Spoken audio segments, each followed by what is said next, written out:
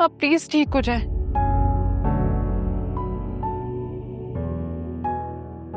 और मुझे माफ कर दे, मुझे माफ कर दे।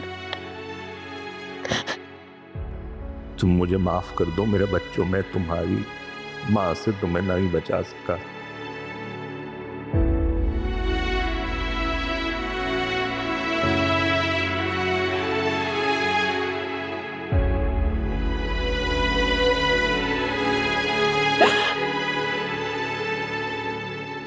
जो कुछ हुआ उसमें तुम्हारा कोई कसूर नहीं, ये सब तुम्हारी खराब तरबियत का नतीजा है।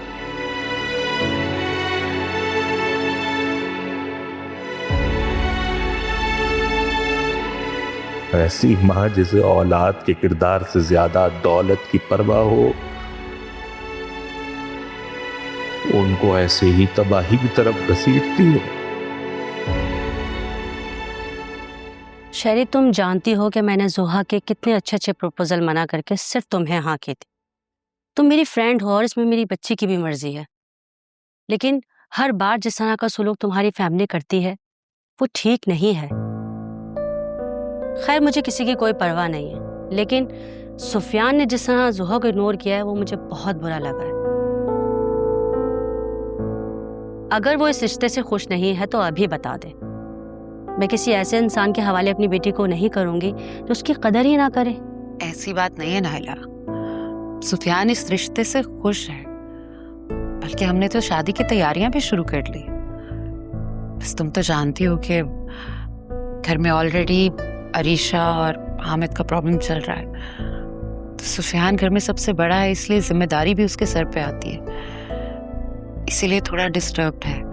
हाँ, मुझे जोहा ने बताया था कि सुफियान और अरसलान का झगड़ा हो गया था। घर में प्रॉब्लम चल रहा है तो दोनों भाई डिस्टर्ब्ड है, इसलिए थोड़ा हो गया झगड़ा। मॉम छोड़े ना, मैंने आपको बताया तो था कि शहरी आंटी ने मुझसे सॉरी कर लिया था सुफियान की बात के लिए, और मैंने भी वो बात जाने दी थी, और मुझे पता है कि सुफियान भी अपनी बात के लिए मुझसे सॉरी कर लेंगे। शेरी, देखा तुमने, तुम्हारी बहू कितनी खुश मिजाज है, बहुत लगी हो तुम। आंटी चले, मैं आपको अपना ब्राइडल ड्रेस दिखाती हूँ। हाँ हाँ, जाओ। चले, आप भी आ जाओ। चले। साइशा, तुमने राफी से बात की? तुमने उन्हें समझाया कि मैं डिवोर्स नहीं लेना चाहती? भाभी, मैंने बात की है भाई से, लेकिन वो आपसे डिसहार्ट बहुत है, और इसकी एक नहीं कई वजह हैं। क्या वजह है? क्या बताया राफी ने तुम्हें?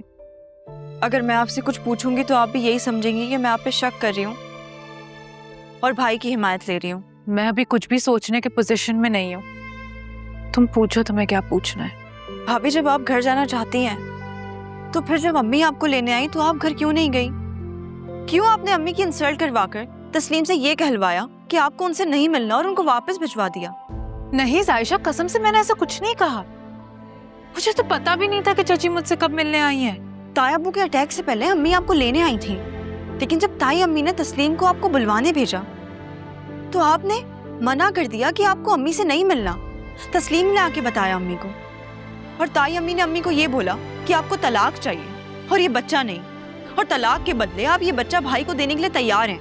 ओह गॉड साइशा, मैंने ऐसा कुछ नहीं कहा, मैं कसम खाती हूँ।